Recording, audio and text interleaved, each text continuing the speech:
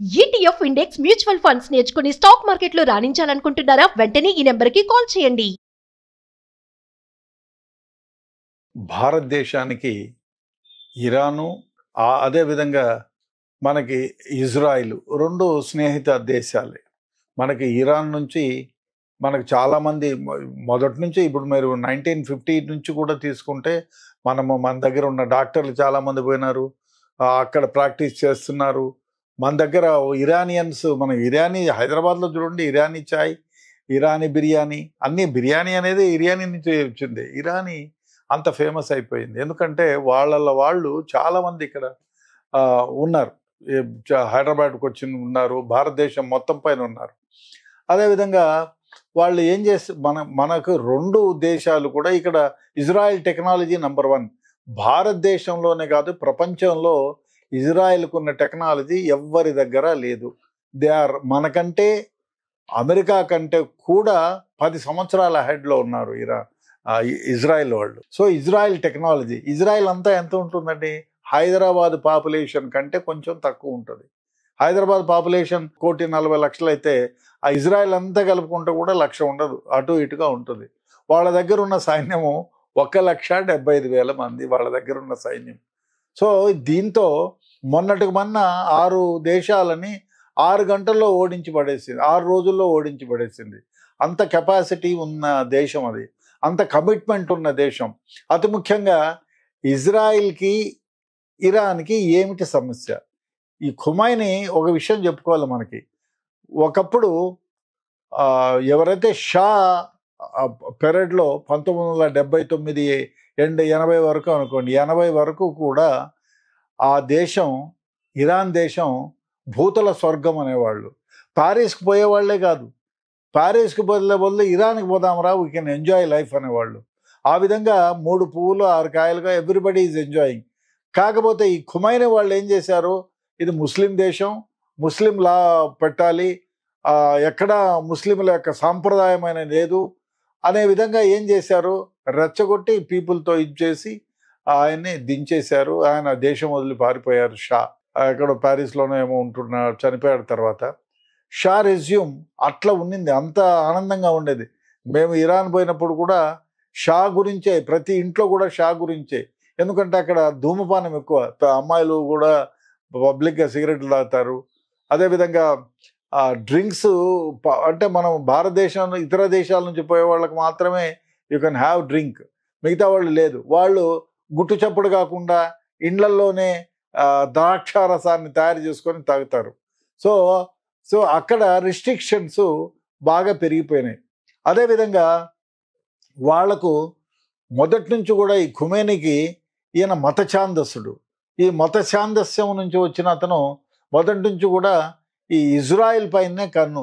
మేము ఇజ్రాయిల్, మాకు nuclear bomb తయారు చేస్తే ఫస్ట్ వేసేది ఇజ్రాయిల్ పైనే అనేటువంటిది యూదుల పైన వాళ్ళకి కంటకింపు. ఆ విధంగానే ఉన్నారు, ఆ విధంగానే చేస్తూ వచ్చారు. అందువలన వీళ్ళు ఈ మధ్యకాలంలో మనం ఇంకోటి ఇక్కడ గుర్తుపెట్టుకోవాలి, ప్రపంచంలోనే అతి జాగరూకమైనటువంటి గొప్ప ఇంటెలిజెన్స్ ఎవరి దగ్గర ఉంది అంటే ఈ చిన్న పెట్టె దోషం దగ్గరే ఉంది. మసాద్ అని ఒక ఇంటెలిజెన్స్ సర్వీస్ ఉంది. అది అమెరికన్ CIA కంటే, KGB రష్యా కంటే చాలా పవర్ఫుల్, చాలా అంత పవర్ఫుల్ కాదు. అది మొన్నటికి మొన్న చూడండి, 9వ అంతస్తులో ఉండేటువంటి న్యూక్లియర్ సైంటిస్టులని గుట్టు చప్పుడు కాకుండా చంపేసి వెనక్కి వచ్చినాయంటే మీరు లెక్క పెట్టుకోండి. ఆ దేశంలో 9వ అంతస్తులో తెహరాన్ నడిబొడ్డులో పోయి 9వ అంతస్తులో వాళ్ళను సైంటిస్టులు అందరినీ చంపేసి వచ్చినారంటే ఏం చెప్పాలి? అదేవిధంగా చాలామంది పవర్ఫుల్ లీడర్స్ని చంపారు గుట్టు చప్పుడు కాకుండా, ఎవ్వరికీ తెలియకుండా. అంత గొప్ప టెక్నాలజీ, అంత గొప్ప వ్యూహము, అంత గొప్ప మైండ్ ఉంటుంది మసాద్ వాళ్ళకి. వాళ్ళు ఎంత అంటే, మన దగ్గర కాందహార్లో విమానం తీసుకొని వెళ్ళిపోతే మనం ఏం చేసాం? వాళ్ళందరినీ, పాకిస్తాన్ వాళ్ళని అందరినీ వదిలేసాం, ఆ టెర్రరిస్టులని వదిలేసి మన విమానం కాందహార్ నుంచి తెచ్చుకున్నాం. అదే వాళ్ళకి జరిగితే ఏం చేశారు తెలిసిన? వాళ్ళు ఆపరేట్ చేసి వాళ్ళందరినీ చంపి వాళ్ళ దేశం నుంచి తీసుకొని వచ్చేసారు మన దీంట్లో నుంచి. వాళ్ళందరినీ విడిపించుకొని ఆ విమానాన్ని తీసుకొని వచ్చారు. అంటే అంత బుర్ర ఉపయోగిస్తారు. మొసాద్ అంటే నంబర్ 1. వాళ్ళు దానిపైన చాలా సినిమాలు వచ్చాయి. దేశం మొత్తం, ప్రపంచం మొత్తం పైన చాలా గొప్ప సినిమాలు వచ్చాయి. వాళ్ళు చేసే అంత గొప్పగా ఉంటుంది వాళ్ళ ఇంటెలిజెన్స్. అంటే రేపు కాదు, నెక్స్ట్ ఇయర్ గురించి వాళ్ళు ఇప్పుడే ఆలోచన చేస్తారు.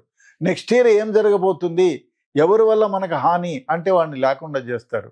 అంత గొప్పగా ఉంటుంది వాళ్ళది. సో అంత గొప్ప ఇంటెలిజెన్స్. అదేవిధంగా ఆ పిట్ట దేశం, చిన్న దేశం, అది బహుశా చూసుకుంటే మనం 3 జిల్లాలో 4 జిల్లాలు అంత ఉంటుందండి. ఏదో నిజామాబాద్, ఆదిలాబాద్ ఇట్లా 4 జిల్లాలు ఎంత అవుతుందో విస్తీర్ణం ఉందో అంతే ఉంటుంది. అయినా అది మొత్తం ఎడారి. అయినా వాళ్ళు బంగారపు పంటలు పండిస్తారు ఎడారిలో. అంత టెక్నాలజీ ఉంది. ఇజ్రాయలీ టెక్నాలజీ అంటాం, అదే ఇజ్రాయలీ టెక్నాలజీ. అదేవిధంగా వాళ్ళు దీనికి యుద్ధానికి ఏమిటి కారణం ఏమంటే, వీళ్ళు న్యూక్లియర్ వెపన్లు, న్యూక్లియర్ శుద్ధి చేసుకుంటున్నారు. వీళ్ళు ట్రీటీలో భాగం. వీళ్ళు ఇరాన్ వాళ్ళు న్యూక్లియర్ ఏదైతే సెంట్రిఫ్యూజింగ్ చేసి అణు ఆయుధాలని తయారు చేసుకోవడానికి యురేనియంని శుద్ధి చేసుకుంటున్నారు. 40% వరకు శుద్ధి అయింది, ఓకే, వాళ్ళు దేనికో వాడుకుంటారులేని. 50% వరకు అయింది, దేనికో వాడుకుంటారులేని. ఎప్పుడైతే 55 దాటిందో అప్పుడు వాళ్ళు అణు ఆయుధాలు తయారు చేసేదానికి ఈ యురేనియంని సెంట్రల్ ఫ్యూజింగ్ చేస్తున్నారు, శుద్ధి చేస్తున్నారు అనేది మసూద్ గ్రహించింది. మసూద్ ఇంటెలిజెన్స్ అప్పుడే, so it is very wrong. వాళ్ళు ఒక బాంబు తయారు చేసినా వేసేది ఇజ్రాయిల్ పైనే అనేది వాళ్ళకు ఎన్నోసార్లు ఖుమైనీ బయటకు వచ్చి మరీ చెప్పారు, ఒక బాంబు తయారు చేసినా first bomb will be on you అని. కాబట్టి వాళ్ళ భయం వాళ్ళకు ఉంటుంది. అందుకనే వాళ్ళకి 55 అని ఎప్పుడు అనగానో వాళ్ళ సైంటిస్టులను చంపారు, మెయిన్ లీడర్ని చంపారు. ఇప్పుడు అమెరికా బాంబులు 3 ప్లేసెస్లో యురేనియం శుద్ధ కర్మాగారాలు ఎక్కడైతే ఉన్నాయో ఆ 3 పైన బాంబు వేయకపోయినా నెక్స్ట్ టార్గెట్ చేసేది ఇజ్రాయిల్, ఇరాన్ పైనే డెఫినెట్గా. వాళ్ళు ఖుమైనీని కూడా చంపేవాళ్ళు, కానీ అమెరికన్ ప్రెసిడెంట్ వారించినారని ఆయన చంపలేదు అంటారు. మరి అది ఎంతవరకు నిజమో తెలియదు. బట్ ఏది ఏమైనా వీళ్ళు యుద్ధంలో స్ట్రాటజిక్గా ఎక్కడ కొట్టాలో అక్కడే కొడతారు. అదేవిధంగా వాళ్ళ దగ్గర అత్యాధునికమైనటువంటి మనకు అంటే ఇది ఉన్నది వాళ్ళ దగ్గర, ఆ మిసైల్ టెక్నాలజీ. వాళ్ళు మిసైల్ వేస్తే దాన్ని యాంటీ మిసైలింగ్ ద్వారా నేల రాసేటువంటి టెక్నాలజీ వాళ్ళ దగ్గర ఉంది. ఆ విధంగా వాళ్ళు యుద్ధాల్లో అంటే వాళ్ళు 1948లో పుట్టినా ప్రతిరోజు యుద్ధంలోనే బ్రతికినారు. అందువల్ల యుద్ధ యోచనాలు వాళ్ళకి ఎక్కువగా ఉంటాయి ఇజ్రాయెల్కి. అందువల్ల ఇజ్రాయెల్ ఇంత దేశమైనా 57 దేశాలు మూకుమ్మడిగా వచ్చినా గడగడలాడించేటువంటి కెపాసిటీ. అందువల్ల ఇప్పుడు ఏమైంది, ట్రంప్ 3 న్యూక్లియర్ వెపన్లు తయారు చేసే ప్రదేశాల్లో బాంబింగ్ వేశాడు. తర్వాత ఇంకా యుద్ధాన్ని ఆపు చేయమన్నాడు. ఆపు చేయమన్నా కూడా ఇజ్రాయెల్ అయితే కొంత ఆపింది, బట్ ఇరాక్ అయితే ఆపలేదు, ఇరాన్ అయితే ఆపలేదు, వచ్చి మళ్ళీ బాంబింగ్ వేసింది. ఇప్పుడు ప్రస్తుతం కొంత కామ్గా ఉంది. బహుశా ఏం జరుగుతుందో తెలియదు, మళ్ళీ స్టార్ట్ చేస్తారా? ఇప్పటికే 2 దేశాలు చాలా వరకు నష్టపోయాయి. వీళ్ళ దగ్గర ఉన్న చాలా వరకు అమ్యునిషన్, ఆర్మ్స్ పోయినాయి, వాళ్ళ దగ్గర పోయినాయి. ఏది ఏమైనా ఇప్పుడు ఇంకో వ్యవహారం ఏమంటే, మనం ముఖ్యంగా గుర్తించాలి, ఇరాన్ దేశంలో స్త్రీలు చాలా ఇబ్బంది పడిపోతున్నారు. వాళ్ళకి ఇంత క్రితం అంటే 1980కు ముందు ఎవరు మాంతో ధరించేవాళ్ళు కాదు. మాంతో అంటే గుడ్డ లాంటిది, లాంగ్ గౌను, అది వేసుకునేవాళ్ళు కాదు. ఫ్రీగా ప్యాంట్ షర్ట్ వేసుకొని తిరిగేవాళ్ళు. అది లేదు. ఖుమైనీ వచ్చిన తర్వాత చాలా ఆంక్షలు పెట్టాడు. ఆంక్షలు పెట్టి 2020లో సోషల్ పోలీసింగ్ అని పెట్టాడు. సోషల్ పోలీసింగ్ పెడితే ఎవరైనా జుట్టు కనపడేటట్టు, మాంతో అంటే దాన్ని ఏమో హిజాబ్ కట్టుకునేటప్పుడు మాంతో అంటారు.